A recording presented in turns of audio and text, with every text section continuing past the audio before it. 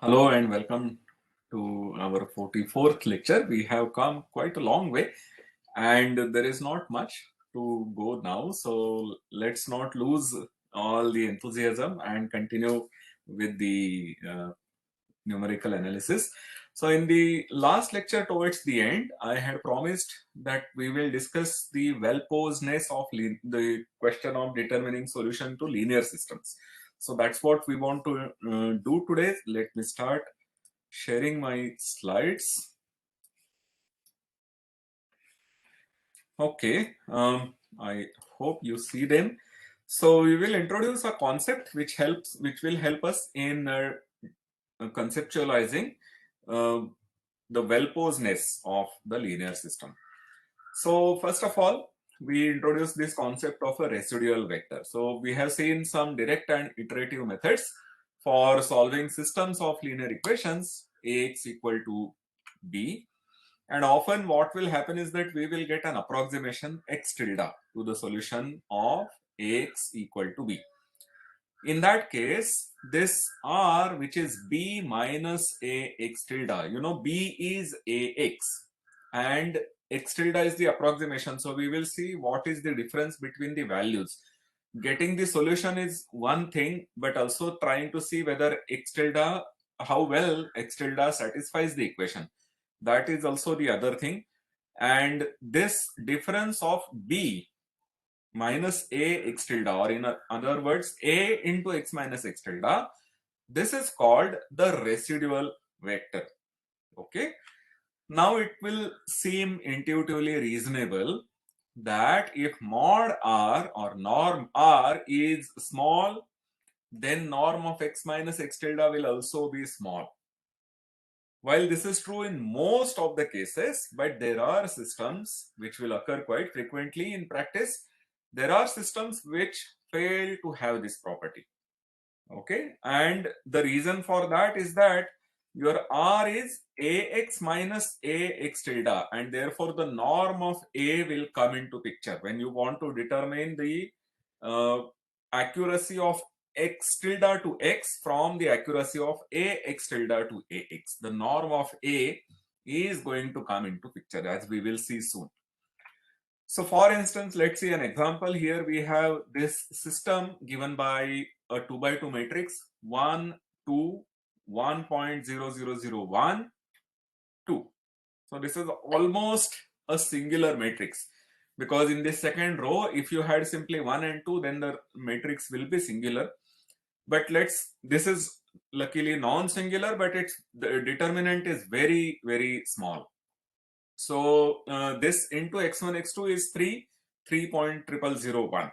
This is the system, and its exact solution is 1, 1. The column vector 1, 1. This is the exact solution. Suppose we have this approximation x tilde, which is 3, minus 0.0001, the column vector. Okay. Suppose this is the approximation. Now we want to compute the residual vector, which is b. B is this 3, 3.0001 minus this matrix multiplied to the approximation ax tilde. So the residual vector turns out to be 0.0002, 0, and the column vector, of course. So this residual vector is very small, very close to 0. In fact, its infinity norm is 0.0002. It is as good as 0 for the first 3 decimal digits, and even the fourth one is not very far from 0. But evidently, the approximation given by 3, minus of 0.0001 is a poor approximation to 1, 1. Okay, I think everybody will agree to this. So what is really happening is that the norm of the matrix and the norm of inverse of the matrix, those are the important quantities. So in this particular case, at least we can understand what's going wrong, because the system is given by, if you take the two equations, the matrix gives you the matrix equation ax equal to b. If you look at all those equations corresponding to the rows, here we will have two equations, and those are two lines. The first line is x1 plus 2, x2 equal to 3, which is the first equation. And this is the second line. And you notice that these two lines are almost parallel. The first equation has coefficient 1 and the second coefficient is 2. In the second one, it is 1.0001 and second coefficient is 2 and constant is 3 in the first case. 3.0001 is the constant in the second case. So these both lines are nearly identical. They are nearly parallel, and the point actually lies on the second one because we see that the residual vector has second coordinate to be 0. So our approximate solution does satisfy the second line. It doesn't satisfy the first line. It does not lie on the first line, but because the lines are so parallel, we are going to get that the residual vector is 0. Okay, so this is how the picture looks. The blue line is the first line, x1 plus 2, x2 equal to 3. And the black line is the second line, L2. We see that below the x-axis, that is where our point 3, minus 0.0001 lies. It's been made slightly, the picture may not be quite perfect, but it lies below the x-axis. And both the lines intersect in the point 1, 1. So this is what happens, but often we cannot, of course, depend on the geometry to see what is going wrong. And the example that we see, many times it happens that many of the examples that we give to show that something fails are precisely examples which are constructed with this very same purpose. They may occur in practice or they may not occur. So this example was actually constructed to show how the difficulties can arise, and in fact these difficulties do arise. And as I said, had these lines not been nearly coincident, then a small residual vector would imply a fairly accurate approximation. And of course, in the general situation, we cannot rely on the geometry of the system to give an indication of what the problems are, how the problems occur. In fact, in general, when you have many variables, these are not lines, but these are some particular subspaces. If you have if you have three variables, in the example we had two variables equal to a constant, so that was simply a line in R2. In general, you may have three variables and then you may be looking at a plane translated from the origin, or you may have a higher dimensional subspace which is translated, and then it may not always be easy to visualize it. So we have to find numbers, we have to find the mathematical reasoning for what's going wrong, and that is what we are going to do. So considering the norms of the matrix A and its inverse, we are going to get this information that what happens when your R might have a smaller norm, but yet x tilde might be a bad approximation. Why this is going to happen? Okay. So we start with a theorem, very important theorem. Suppose x tilde is an approximate solution to ax equal to b, where your a is non-singular, and let R, which is the difference of b and a x tilde, be the residual vector.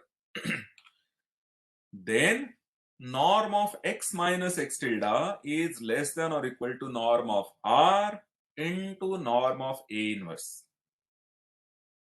Okay, so we have looked at a possibility that x minus x tilde is not very close. R can be small, but the problem is that A inverse will have a very big norm, and therefore x minus x tilde has big room to be reasonably big. The x tilde, there is a big room for x minus x tilde, so that x tilde can afford to not be a very good approximation. On the other hand, so this is the absolute error, and if you look at the relative error, then of course we will look at x non-zero, because in the relative error you want to divide by the norm of x. So if x is non-zero, and this is same thing as saying that b is non-zero, because our matrix A is non-singular. Whenever x is 0, b has to be 0 because ax is b, but A is invertible, and so whenever b is 0, x also has to be 0. So whenever you have x non-zero and b non-zero, then the relative error is bounded above by norm of A into norm of A inverse into norm R upon norm B. So that constant B, that also comes here. Now all these things are written in the language of the infinity norm, the maximum norm, but these also work for the L2 norm that we have seen. The norm which is written by putting a suffix 2 at below the double line, even for that these inequalities hold. In fact, these inequalities hold for a set of such functions. A norm has a big definition. We actually did not define the norm because we don't need to go into that technicality. But please keep this in mind that these inequalities hold whenever infinity is replaced by 2. And in fact, there are all real numbers between 2 and infinity. In fact, from 1 and infinity, which you can use. So, okay. So what we do now is that we define this very special quantity called the condition number of a matrix A. This is same thing as the condition number of the system. I told you that the system Ax equal to B has the behavior which is controlled by the matrix A, because the matrix A is the most important matrix in the system. So if you talk about this to be the condition number of the system, that's also okay, but we call it the condition number of the non-singular matrix A. This is defined to be the product of norm of A into norm of A inverse. And normally, because we have put infinity on both the norms of A and A inverse, we should put an infinity at Ka also. But since we are not going to look at other norms, we are not going to increase our notation. We will just denote it by Ka. But if you are looking at all other norms, then there will be a different quantity for Ka, and so you will put that particular number which you are using to compute the norms. So if it's norm 2, you will put a Ka sub 2. If it's norm 3, you will put Ka sub 3, and so on. Okay, those are the things that we will do. Now, we notice that this right hand side of the second inequality has Ka in it. So we can write this second inequality nicely in terms of Ka. But so the first inequality also can be written in terms of Ka, because there is no norm A in the first inequality, but we can put norm A both in the numerator and denominator and get the following inequality. So we rewrite the above theorem as the absolute error being less than or equal to Ka times norm R upon norm A, and the relative error bounded above by Ka times the condition number times norm R upon norm B. Okay. So we also need to understand that the infinity norm of the identity matrix is 1. Identity matrix doesn't do anything. In fact, all the norms that we have learned and many general norms of the identity matrix equal 1.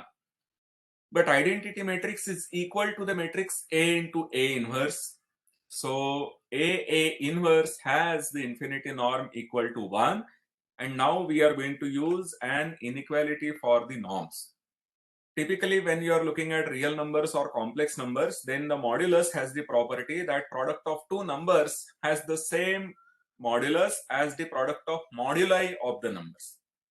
So mod z1 z2 is mod z1 into mod z2, or mod ab is mod a into mod b. But when you go to a higher realm, then you get a less than or equal to sign, because there are some summations and then there are maxima taken and so on. So we get less than or equal to sign. So we see that the condition number is always bigger than or equal to 1, because norm of A inverse, which is 1, is less than or equal to norm A into norm A inverse, which is the condition number. So Ka is bigger equal 1. We say that our system is well conditioned if Ka is close to 1, if it's not too far from 1. And we say that it is ill conditioned if it is significantly greater than 1. Now, what is close to 1, how close do we want it to be, and so on, that will depend on what accuracy you are looking at. So for instance, if your Ka is, let's say, in the order of something less than 100, then that might be okay from some application point of view. But from some other application point of view, you may want your Ka to be less than 10. So it will depend on the application you have in mind. But certainly if your Ka is bigger than 1000 or 10,000, then you will say that yes, the system is ill conditioned. Okay. So often it is easier to tell when the system is ill conditioned than when the system is well conditioned.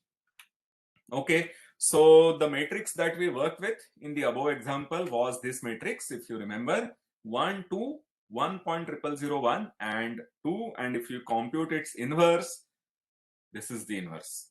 Minus 10,000, 10,000, 5,000.5 and minus 5,000. This is the inverse. And the norms, so infinity norm, you take the rows, take the moduli of the entries and sum them, and then finally you take the maximum.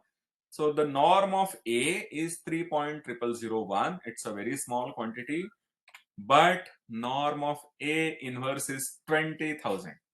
So we see that norm of A inverse is 1 always, because that is the identity matrix. But if you take the norms of A and norms of A inverse, that product can be very big compared to the norm of A inverse. So here we will take the product and the condition number is 60,000 into 2. 60,002. Okay, so now of course, as I said, that it is really quite clear that this is an ill-conditioned system. So the size of the condition number for this example should certainly keep us from making hasty accuracy decisions based only on the residual of your approximation. Okay, so the approximation will have to be very close. The residual of the approximation have to be very close to have the approximation to be close enough to the solution. For such a system, you may have that the residual is very small, but the approximation is not really good. That can happen. Now, the problem comes when we want to compute the condition number. Already we saw that in the example, this A inverse had very big entries. Although the entries in the A were not that big, but A inverse did have very big entries. And so the condition number, which depends only on the norm of the matrix and its inverse, the calculation of the inverse is subject to round off error. We are bound to have only finite digit arithmetic, so there is going to be a round off error, and therefore it will depend on the accuracy with which the calculations are performed.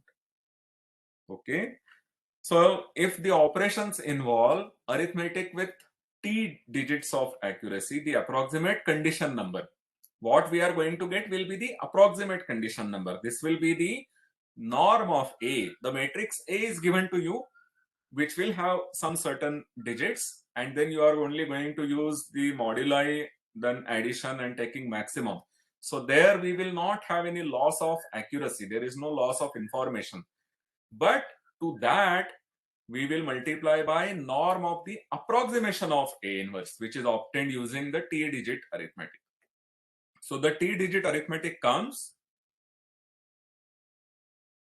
when you are going to take the A inverse, and then it will be an approximate A inverse, so its norm multiplied to the norm of A will give you an approximate condition number. Okay, so therefore, and moreover, it will also depend on the method you use to compute the inverse. Computing inverse has several methods, and it will depend also on that particular method. Okay, already we saw in the example of polynomial calculation some of the very easy calculations where we saw that using nested forms gives us a much better finite digit arithmetic approximation, because in the nested form the number of multiplications is reduced. So similarly, it will depend on what method you are using to compute the inverse of the matrix to get the approximate the accuracy of this condition number. In addition, there is one more problem, which is that the number of calculations which are needed to compute A inverse. So there are several of these problems which say that using A inverse is a very bad idea. We have already defined condition number using A inverse because there is no way other than A inverse to define condition number. But what we now want to see is whether there is a way to compute or estimate this condition number without really going into determining the inverse of the matrix. This is what we would want to do, and there is one very nice way. So let's see how it works. So let's assume that we are looking at the system Ax equal to B and we compute an approximate solution using t-digit arithmetic, and let's also fix that we are using Gaussian elimination. We are not using any other method but Gaussian elimination and t-digit arithmetic. Okay. Then the residual vector has the property that its infinity norm is approximately 10 to the minus t into the norm of A into the norm of x tilde. This is the result which we will use. We are not proving many results in this course for good reason. So this is also one of those results that we will use, that whenever you are using the t-digit arithmetic and Gaussian elimination to compute an approximate solution to Ax equal to B, then the residual vector has this property that norm R is approximately 10 power minus t norm A into norm x tilde. Remember that R is B minus Ax tilde. So it is A into x minus x tilde, but here that x minus x tilde can be replaced by x tilde into 10 power minus t. This is what we have approximately. Okay. From this approximation, an estimate for the effective condition number in t-digit arithmetic can be obtained without the need to compute the inverse of A. That's a very nice method. One catch is that the residual vector R has to be computed in double precision. You may be computing the x tilde in the t-digit arithmetic and Gaussian elimination, but R, which is B minus A x tilde, that has to be computed in double precision. So you may be using 5-digit arithmetic, let's say, to compute x tilde. Your A will have some digits and your B will have some digits. So when you use A into x tilde, you may have more number of digits. Then you keep those digits. You keep 10 digits. If you are using earlier only t digits, now you keep 2 t digits. That is one small requirement, so that you compute the residual vector in double precision. And now what one does is to find solution to one more system, which is Ay equal to R.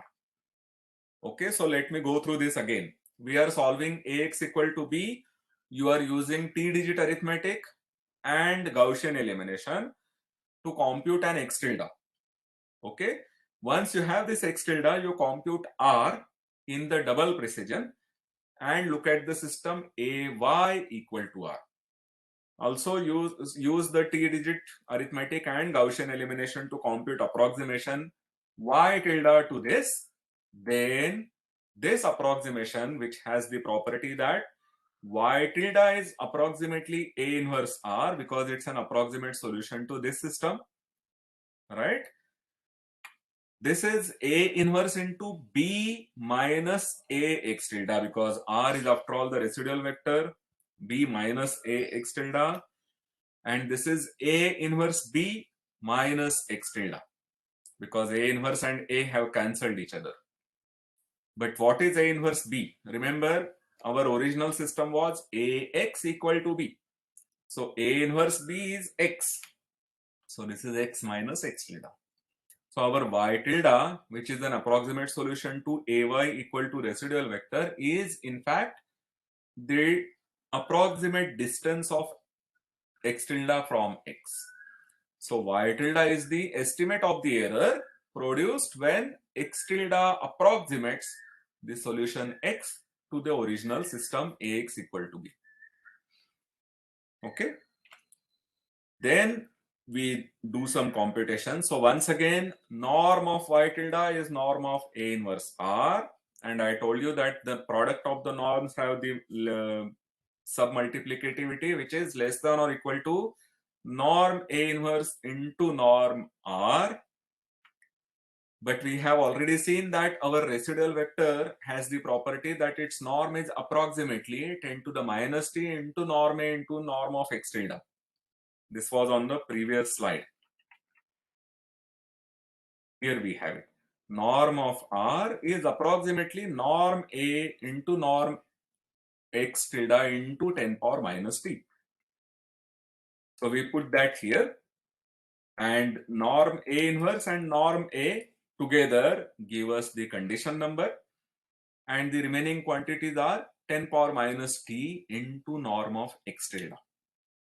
So assuming that your x tilde is non-zero, it will give you an approximation for the condition number, which is the condition number is norm of y tilde upon norm x tilde into 10 power t. Okay, so this is a very good approximation. The only catch and the only thing that needs to be done carefully is that residual vector has to be computed in double precision. So let me go through this method once again. It's a very important method to compute the condition number. That you look at Ax equal to B, use t-digit arithmetic and Gaussian elimination to find an approximate solution, call it x tilde. Once you have this x tilde, you compute the residual vector in double precision. Once you have that R, you look for the solution to Ay equal to R. So now you solve for that Y. That approximate solution you call Y tilde. Then your condition number is given to be norm of Y tilde upon norm of X tilde into 10 power T.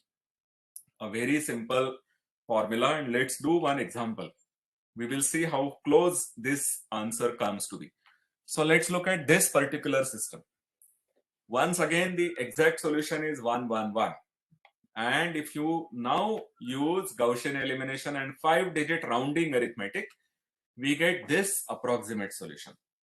1.2001, 0.99991, and 0.92538. The column vector corresponding to these three entries. The residual vector is to be computed in double precision. So this is the residual vector. You see that there are more than 5 digits in some part. Then you compute its norm. That doesn't have to be computed in double precision. We compute with only 5 digits, which is 0.27413. Okay, that's the norm of your residual vector. Now we need to compute y tilde, which is Ay equal to R. We have that y tilde is this. This y tilde can be computed in the 5-digit arithmetic, rounding or chopping depending on which one you are using, and then the condition number, which is norm of y tilde upon norm of x tilde 10 power 5. X tilde was this particular quantity. You see that the second and the third entries are smaller than the first one. All are positive. So norm of x tilde is 1.2001. Norm of y tilde is the first quantity again, but we will have to put a plus sign. We will take the modulus of that. So we see that this is 0.2008 upon 1.2001 into 10 power 5. That gives it to be 16672. Quite a big number actually. Okay.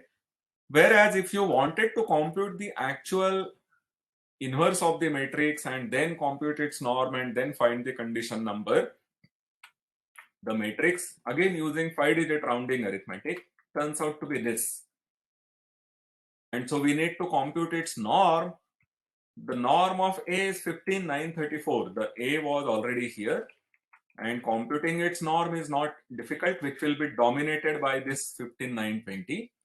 So we will have that its norm of the matrix A is 15934, and this norm is 1.0041. Okay, so this is dominated by some of these entries. So let me see where we can find. So I think these are the calculations that you will have to do and find out about it. And now if you compute the product of these two entries, it turns out to be 15999. Meaning the matrix it's clear that the matrix of the norm of the inverse is not going to be too far away from 1. whereas the norm of A is already 15,934. The bigger entries are here with the multiple to be 10 power minus 1.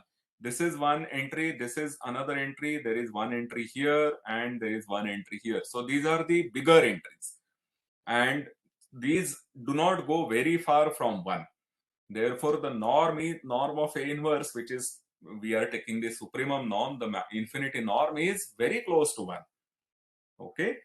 And therefore, once the norm of A is huge, the norm of A inverse being very close to 1 will tell you that the condition number is also going to be quite big. In fact, here in this case, it is 15,999, and our computation gave it to be 16,672, which was not very far from the condition number.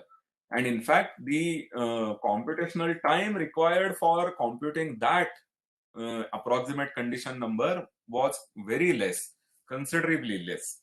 So this is how we have been able to compute these condition numbers. But now if our matrix is not well conditioned, if it is ill conditioned, is there a way to do about it? Is there a way to find out how we are doing? I am aware that I have gone past the half an hour. Let me take 2 or 3 more minutes and tell you about this so that we can then move on to the next concept. So there is the concept of refining the approximations iteratively, because in the above analysis we used the estimate y tilde, which was x minus x tilde, and therefore it will tell you that x is approximately x tilde plus y tilde. The earlier approximation was x tilde, and the new approximation, which is x tilde plus y tilde, is generally believed to be more accurate. Okay, so you solve, you compute x tilde, you compute the r in double precision, and then you compute y tilde. That gives you some approximation which is improved upon the original approximation. So it gives you the approximation x tilde plus y tilde. Okay, this is typically believed to be better. So under this assumption, we continue to refine our approximations, and this method is called iterative refinement, or it's called iterative improvement. In fact, what it does is that it consists of performing iterations on the system whose right hand side is the residual vector for successive approximations until satisfactory accuracy results. So first of all, you have the x tilde, then you will compute r, and for that you will compute y tilde. So then x1 tilde will be x tilde plus y tilde. So for this x1 tilde, you will have an r1 and it will give you a y1 tilde. Then x1 tilde plus y1 tilde will give you an x2 tilde. So this is the way we will continue to improve upon the approximations. How far do we have to go? So if the process is applied using t-digit arithmetic, and if the condition number is approximately 10 power cube. So in the earlier examples, it was 15,999 or 16,672. So approximately 10 power 5. Then after k iterations of iterative refinement, the solution has approximately smaller of t and k into t minus q correct digits. So in the earlier, we were using 5-digit arithmetic, and for 5-digit arithmetic, we were getting that our condition number is roughly 10 to the 4, because it was 10,000. Sorry, so not 10 to the 5, but 10 to the 4. So t minus q turned out to be 1. Okay, and your t is 5. So when we are applying the iterative refinement k times, you are going to get at least t or k correct digits. Okay, that is what is happening. But the thing is that, so if the system is well conditioned, that means that q is very small. If your kappa a or ka is very close to 1, that means q is very small. Then 1 or 2 iterations will already give you the accurate solution. But it may sometimes happen. In fact, even the ill-conditioned systems will admit improvements. There will be significant improvement even on the ill-conditioned systems. But you may have that this q is very big compared to t. then this t minus q can be a negative quantity, and however times you iterate the process, k into t minus q will remain negative. So if the matrix is so ill conditioned that Ka is bigger than 10 power t, then we will have to improve upon the accuracy. Then we will have to take increased precision. You will have to take not t digit arithmetic, but take 2t digit arithmetic and work with that, so that your kappa a is roughly 10 power q, where that q is less than the number of digits you allow for the iteration. So this is the way when even an ill conditioned system can be improved upon. So this completes our discussion of direct solution, direct methods and inverse methods, or direct methods and the iterative methods to solve linear equations. What we intend to do in our next lectures is to look for ways to compute the eigenvalues. So that's what we are going to begin. It's a small part, last part of our course. So stay on. Thank you and see you again.